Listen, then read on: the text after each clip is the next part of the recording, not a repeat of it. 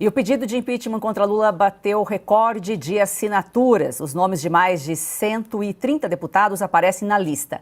Número superior ao de signatários do pedido de impeachment de Dilma Rousseff. No site de Oeste, o repórter Christian Costa mostrou em primeira mão os detalhes que embasaram o pedido. O texto sustenta que Lula cometeu crime de responsabilidade e comprometeu a neutralidade do Brasil depois das críticas feitas pelo presidente sobre a conduta de Israel na guerra em Gaza. Nas cerca de 50 páginas, o documento menciona ainda que as palavras utilizadas por Lula vilipendiaram a memória de mais de 6 milhões de vítimas da máquina do extermínio nazista, bem como atentam contra o povo judeu que se viu comparado com seus algozes. Piotr, aqui no nosso chat estão perguntando se caso Lira não colocar em votação o impeachment, se ele pode sofrer um impeachment, pode sofrer alguma consequência? Não, tecnicamente não.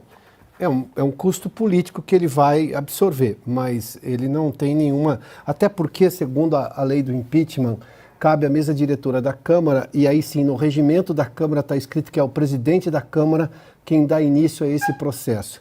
E vale só lembrar, ontem a gente discutia esse assunto aqui, Arthur Lira, ou qualquer que seja o presidente da Câmara, só vai colocar um processo de impeachment, um pedido de impeachment para se tornar um processo, ou seja, colocar para avançar dentro da Câmara, se tiver no mínimo ali 340, 350, 380 adesões, mesmo que informais, não precisam estar exatamente no pedido. O caso de Dilma tinha menos assinatura, mas havia um movimento, um apoio àquele processo de impeachment que resultou no impedimento da presidente, mas com aquele fatiamento no Senado vergonhoso para objeção de ninguém menos que Fernando Collor, que estava no plenário do Senado naquele dia, no plenário do Congresso naquele dia. Mas, nesse caso especificamente, nenhuma. Jorge, só me permita voltar ao comentário que o Caute fez. O mundo hoje passa por uma situação que é um pouco incomum, pelo menos das últimas décadas. Ele citou um confronto dos chanceleres ali, dos ministros de relações exteriores dos países do G20, sobretudo com Lavrov, que é o representante russo, né, e citaram sobretudo a questão da invasão russa à Ucrânia e que a Rússia seria justamente a culpada, como de fato foi uma invasão. Mas tudo isso passa por erros diplomáticos gigantescos. E é bom lembrar que essa guerra na Rússia, e sim, a Ucrânia é invadida pela Rússia. Não tem como tirar deste fato, mas como poderia isso ter sido evitado? Havia um pedido russo para que as fronteiras, é sempre bom a gente lembrar, as fronteiras da OTAN não avançassem para países próximos às fronteiras russas. O caso da Ucrânia, que faz fronteira com a Rússia. Isso, por exemplo, no governo de Donald Trump entendeu esse pedido e disse: a OTAN sou eu e a OTAN não vai fazer isso. E não aconteceu nada. No governo Biden, houve de novo esse assunto e a fronteira da OTAN começou a avançar. Veio justamente essa resposta russa, que, claro, do ponto de vista internacional é um crime, e aí temos uma guerra que não se vê uma saída tão fácil para essa questão. Mas veja só, invadir, guerra de expansão territorial é um negócio do século XX, que foi retomado agora por erros diplomáticos, o que não invalida em nada o crime russo de invadir um território estrangeiro. Mas nós estamos falando de diplomacia, como evitar quando alguém acha que tem que fazer alguma coisa ruim que pode gerar um problema para o mundo, e nesse caso gerou problemas econômicos gigantescos, sem contar, claro, o problema humanitário. Aí voltamos à questão de, até poucos anos atrás, se você falasse sobre alguma relação ao Holocausto que por acaso fosse culpar judeus, ou que você falasse qualquer frase antissemita, o mundo rejeitaria isso. Automaticamente, a opinião pública e governantes. Ninguém ousaria fazer isso. Mais uma outra coisa, grupo terrorista é grupo terrorista. Ninguém ousaria também tentar, não, mas há uma questão palestina por trás. A questão palestina nunca esteve por trás do Hamas. A autoridade palestina deixa claro que não tem relações com o Hamas. Logo no começo dessa invasão criminosa, terrorista do Hamas ao solo de Israel. Então, veja só, até bem pouco tempo no mundo, ninguém falava sobre invasão territorial, guerra de expansão territorial, porque era um negócio que tinha ficado no século passado.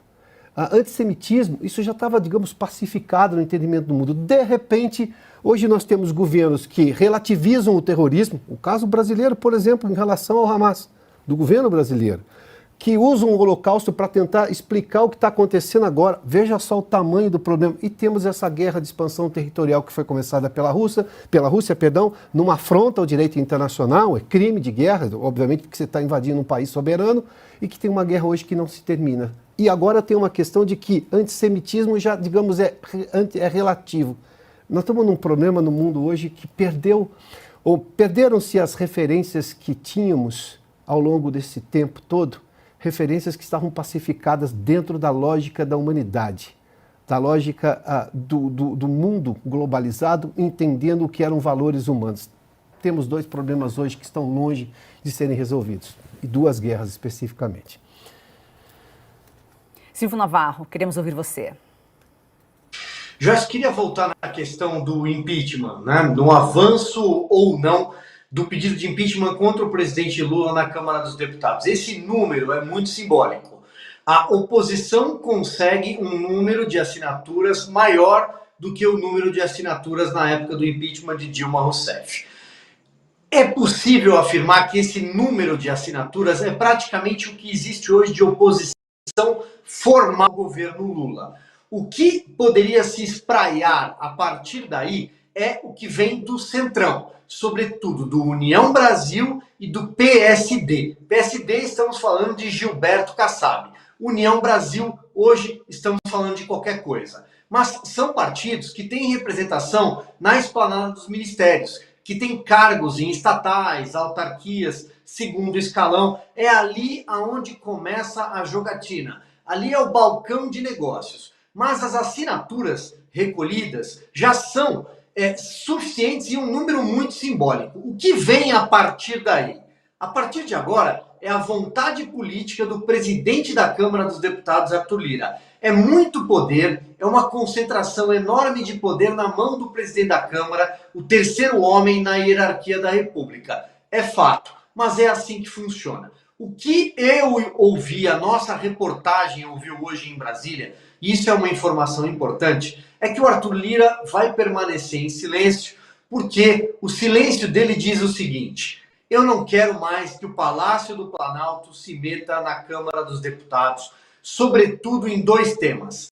Emendas ao orçamento, eu quero que Alexandre Padilha, o articulador político, o interlocutor do Palácio do Planalto com o Congresso, não pise mais aqui, até porque, para usar a palavra da semana, é persona não grata aqui. O Arthur Lira não gosta do Alexandre Padilha, não quer que o Planalto se meta nos bilhões do orçamento em emenda parlamentar. E o segundo ponto, o Arthur Lira não quer a interferência do Palácio do Planalto na escolha do seu sucessor para a presidência da Câmara. Se o Lula conseguir cumprir essas duas, vamos dizer assim, as duas cartas colocadas na mesa, que foram as palavras que ele utilizou na reunião recente que teve com importantes políticos do PP, do PSD e do União Brasil, estou dando nome aos bois praticamente aqui, não teremos impeachment. Do contrário, o Arthur Lira tem a faca e o queijo na mão e é o que a sociedade espera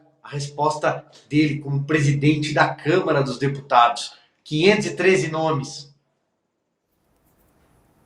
Ana, com essa informação de bastidor que o Silvio traz aqui para a gente, o Lira vai usar esse pedido aí para ganhar mais poder na Câmara? Eu concordo, Joyce. Eu acho que mesmo com um apoio, com um número grande, né, de deputados apoiando o impeachment, o Lira não vai fazer nada, porque ele não faz nada, ele só faz aquilo que é de interesse político para ele e para os seus aliados. Apenas isso. O Lira, os presidentes hoje da Câmara e do Senado, nenhum deles está preocupado com reformas importantes, ou com progresso no Brasil, ou com discussões pertinentes, nada disso, nada disso, nada. São homens hoje sem a espinha dorsal necessária ereta a favor, né, do nosso país. Queria voltar rapidamente, Joyce, em dois pontos. Primeiro ponto do Mauro Vieira, ali no discurso dele, pedindo, né, um assento permanente para o Brasil no Conselho de Segurança da ONU. Curioso o discurso dele quando ele menciona a situação na Ucrânia e na Palestina. Curioso isso. Por que não mencionar a situação na Ucrânia, na Rússia, em Israel e na faixa de Gaza? A situação contra o Hamas. Você vê que o discurso é na situação na Ucrânia e na Palestina? Difícil, ficou meio confuso isso. E sobre os ditadores de Cuba e Venezuela apoiando as falas antissemitas e covardes do Lula, porque são amigos, né, do Lula, só lembrando aqui que em 2022 o TSE proibiu que qualquer pessoa fizesse qualquer associação de ditadores com o então candidato Lula. Nós fomos censurados. O Brasil não pôde mostrar a realidade, a amizade profunda de muitos anos do Lula com ditadores sanguinários, com ditadores de regimes totalitários, como Cuba, Venezuela, alguns na África, Daniel Ortega na Nicarágua. Nós somos proibidos, né? Os guardiões da liberdade de expressão, os guardiões das eleições no Brasil, do TSE, eles proibiram que a verdade fosse dita, fosse confirmada, fosse discutida. E agora, né, ditadores de Cuba e Venezuela apoiam a fala de Lula, que também é apoiada pelo grupo terrorista Hamas. Estamos com quase 100 mil telas, 43 mil likes. Enquanto Augusto Nunes fala, aumentaremos aqui nossa audiência. Fomos proibidos, mas dissemos, né, Ana? Amigo de ditadores. E agora a gente amplia aí o conceito. É financiador, patrocinador, protetor e muito amigo de terroristas. Terroristas, mantendo o carinho que ele sempre expressou por ditadores. É ditadura com que sonha o PT, com uma ditadura. Claro. Quais são os regimes que o Lula ama? Quais são os amigos dele entre todos os governantes do mundo? Os caras que mantém em suplício permanente os povos da Venezuela, Cuba, Nicarágua, Coreia do Norte, coisas assim, essas aberrações. Pois ele ainda estava enfrentando essa reação mundial contra o absurdo, a absurda declaração que fez na Etiópia, quando anunciou o envio de alimentos para Cuba. E Cuba não tem dinheiro para comer agora, não tem dinheiro para ração. É isso que o regime conseguiu depois de 60 e tantos anos de ditadura, de construção do socialismo. Quer dizer, é um fracasso, como é um fracasso a Venezuela. E aqui o PT e o Lula perseguem o fracasso. É por isso que foi duramente golpeada a popularidade decrescente já do Lula. Ele vai perdendo popularidade. A perda da popularidade talvez seja talvez seja o maior aliado de quem pretende punir Lula com um impeachment. A perda da popularidade é perigosíssima, sejamos claros.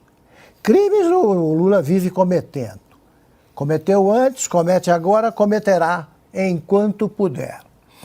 Tá? Esse é um dos fatores. No Congresso cresce a impopularidade do Lula. Ao perder o apoio dos que votaram nele, você terá o quadro prontinho para o impeachment. O impeachment é, sobretudo, político. Político. É isso mesmo.